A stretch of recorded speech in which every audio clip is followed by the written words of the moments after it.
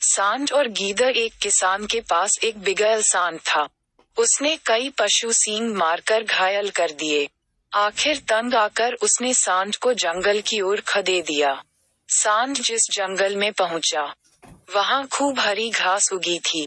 आजाद होने के बाद सांड के पास दो ही काम रह गए: खूब खाना, हुनकारना तथा पेड़ों के तनों में सींग फंसाकर जोर लगाना।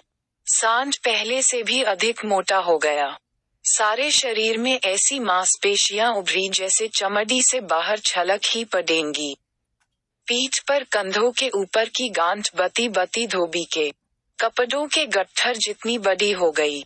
गले में चमड़ी व मांस की तहों की तहें लटकने लगी।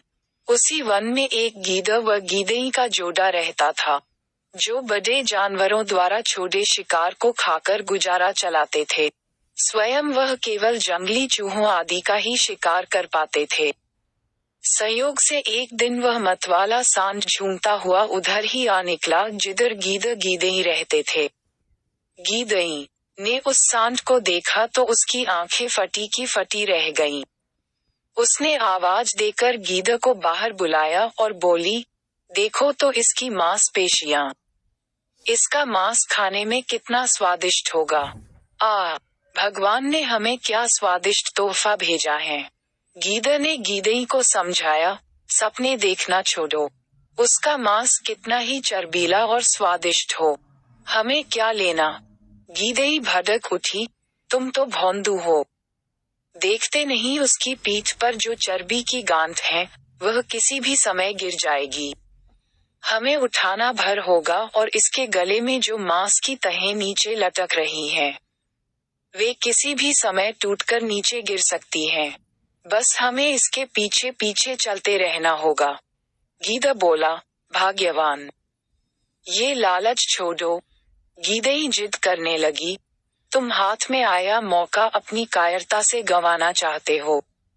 तुम्हें मेरे साथ चलना होगा। मैं अकेली कितना खा पाऊंगी। गीदड़ी की हठ के सामने गीदड़ की कुछ भी न चली। दोनों ने सांड के पीछे पीछे चलना शुरू किया। सांड के पीछे चलते चलते उन्हें कई दिन हो गए, पर सांड के शरीर से कुछ नहीं गिरा।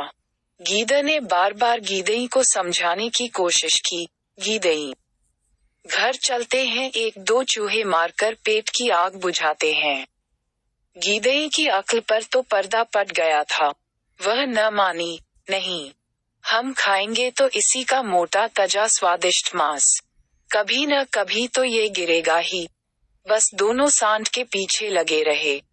भूखे प्यासे एक दिन दोनों गिर पड़े और फिर न उठ सके। सीखा, अधिक लालच का फल सदा बुरा होता है। अगर आपको वीडियो अच्छा लगा तो सब्सक्राइब करें और शेयर करें एजुकेशन स्टोरी।